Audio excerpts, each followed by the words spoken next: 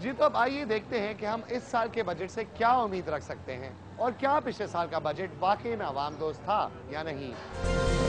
جی تو آئیے آپ کی اب بات کراتے ہیں اسد سعید صاحب سے جو کہ ایک اکانومسٹ ہیں اور دیکھتے ہیں کہ پچھلے سال کے بجٹ سے غریب عوام کو کوئی فائدہ بھی ہوا کہ نہیں۔ شکریہ اسد صاحب، آپ نے ہمارے لیے ٹائم نکالا۔ شکریہ۔ پہلا سوال تو یہ ہے کہ ایک عوام دوست بجٹ، کیا پچھلے سال کا بجٹ عوام دوست تھا اور کیا وجہ ہے اس کو عوام دوست بولنے کے؟ دیکھیں جی، سیاسی پارٹیوں کی اپنی مجبوریاں ہوتی ہیں اور اس طرح کے الفاظ استعمال کیے جاتے ہیں، اس طرح کی باتیں کی جاتی ہیں۔ بنیادی طور پہ تو وہ ایک سٹیبلائزیشن بجٹ تھا۔ آئی ایم ایف سے معاہدہ ہوا تھا اور آئی ایم ایف سے معاہدے کی وجوہات کچھ تھیں۔ بجٹ ڈیفیسٹ جو ہے وہ کنٹرول میں رکھنا تھا، اپنے ریزروز کو بڑھانا تھا، کرنٹ اکاؤنٹ ڈیفیسٹ کو کم کرنا تھا۔ تو بنیادی خد و خال تو بجٹ کے یہی کچھ تھے۔ دیکھیں، سیاست میں پاپولیرٹی تو ایک ضروری چیز ہے اور اکثر ایسے نعرے لوگ لگاتے ہیں، روٹی کپڑا اور مکان کے نعرے پر تو یہ حکومت پہلی دفعہ آئی اسی بات پہ ہے۔ لیکن اس کے علاوہ یہ بات آپ کی صحیح ہے کہ سوشل بجٹ جو ہے ایکسپینڈیچر تقریباً 6 گنا جو ہے بڑھا، جو کہ دنیا میں اور کہیں کبھی ہوا نہیں ہے۔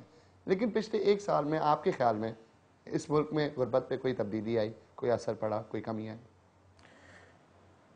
پچھلے اس وقت ہمارے پاس اعداد و شمار موجود نہیں ہیں کہ جس سے کہ کوئی ہم ڈیفینیٹیو بات کر سکیں، لیکن 2007 اور 2009 کے درمیان پاکستان میں غربت میں بہت خاطر خواہ اضافہ ہوا ہوگا۔ بنیادی وجہ یہ ہے کہ قیمتیں بہت تیزی سے بڑھیں، انفلیشن بہت زیادہ رہی، اس کے علاوہ بے روزگاری میں بھی بہت تیزی سے اضافہ ہوا، اس لیے کہ معیشت جو ہے اس کی ترقی کی شرح بہت کم ہو گئی۔ تو ان دونوں چیزوں کی وجہ سے غربت میں اضافہ جو ہے وہ بہت زیادہ ہوا ہے۔ پچھلے ایک سال میں میرا اپنا ہنچ یہ ہوگا کہ کچھ اس میں سٹیبلٹی تھوڑی بہت آئی ہوگی۔ کچھ ایریاز میں ہمیں اکنامک پک اپ بھی نظر آ رہا ہے۔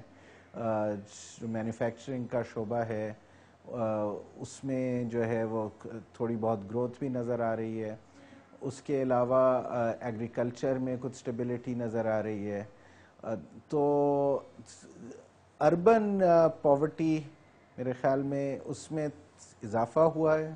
جی تو ایک طرف تو سبسڈی ہٹانا ضروری ہے تاکہ ملک کا خسارہ کم ہو اور اس سے مہنگائی تو ہوگی، لیکن دوسری طرف بہت زیادہ پیسے چھاپنے سے بھی ملک میں مہنگائی زیادہ بڑھی ہے۔ اب اس کے علاوہ سوال یہ ہے کہ ہم اس کو کیسے کنٹرول کر سکتے ہیں اور آگے آنے والے بجٹ میں ہم کیا دیکھ سکتے ہیں کہ کم سے کم غریب عوام کو کچھ سہولت تو ملے؟ دیکھیں جی، میرے خیال میں تو غریب عوام کو کوئی خاص سہولت مل نہیں سکتی اس بجٹ میں۔ وجہ اس کی سمپلی یہ ہے کہ اس قسم کا حکومت کے پاس وسائل ہیں ہی نہیں اور جسے کہتے ہیں روم ٹو منور بھی نہیں ہے کہ کوئی خاص سہولت دی جائے۔ کہ ہمارے ملک کا خسارہ آئی ایم ایف کے مطابق جو ہے 3% کم ہونا چاہیے تھا اس سال، لیکن دیکھتے ہوئے سستی روٹی اسکیم جس نے 30 ارب روپے خرچ کیے اور وہ بھی پتہ نہیں کہیں صحیح جگہ ہوئے کہ نہیں، اور اس کے علاوہ کئی ایسے اخراجات ہوئے ہیں جس سے صاف ظاہر ہے کہ یہ جو ہے اس طرح کم نہیں ہوگا۔ ایسے حالات میں ہمیں اور قرضوں کی ضرورت پڑے گی؟ دیکھیں جی، آپ کی بات بالکل صحیح ہے۔ یہ سستی روٹی اسکیم جیسی چیزیں جو ہیں یہ بالکل 100% پولیٹیکل سٹنٹس ہیں، ان کو نہیں ہونا چاہیے۔ ان کی وجہ سے نہ صرف خسارہ بڑھا ہے لیکن یہ ایک ان ٹارگیٹڈ سبسڈی ہے۔ سستی روٹی جو ہے وہ کوئی امیر آدمی بھی جا کر خرید سکتا ہے اور غریب آدمی بھی خرید سکتا ہے۔ ہمیں نہیں پتا کہ اس کا امپیکٹ غربت کے حوالے سے کیا ہوا ہے، اور ہمیں جو چیز پتہ ہے وہ یہ کہ 20, 21, 22 ارب روپے کا خسارہ اس کی وجہ سے بڑھا ہے۔ اسد صاحب بہت بہت شکریہ آپ کا، آپ نے ہمارے لیے وقت نکالا۔ جی۔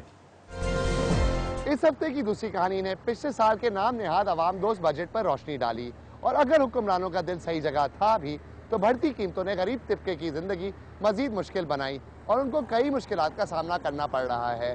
صدر زرداری کا 18ویں ترمیم پاس کرنے کے بعد کہنا ہے کہ وہ اب عوام کے مسائل پہ روشنی ڈالیں گے، اور اب 5 تاریخ کو ہی بجٹ آنے پہ پتہ چلے گا کہ اگلے سال عوام کی مدد کے لیے کتنا پیسہ خرچ ہوتا ہے۔ ایسے ہی دوسری کہانی کا وقت ختم ہو چکا ہے۔ اگر آپ کو اپنے خیالات کا اظہار کرنا ہو یا کوئی ایسی چیز ہو جو آپ دوسری کہانی میں دیکھنا چاہیں تو dk@dawnnews.tv پر ای میل کریں، dk@dawnnews.tv پر ای میل کریں۔ ایسے ہی عابد حسن اجازت چاہے گا اور ہماری ملاقات اگلے ہفتے ہوگی۔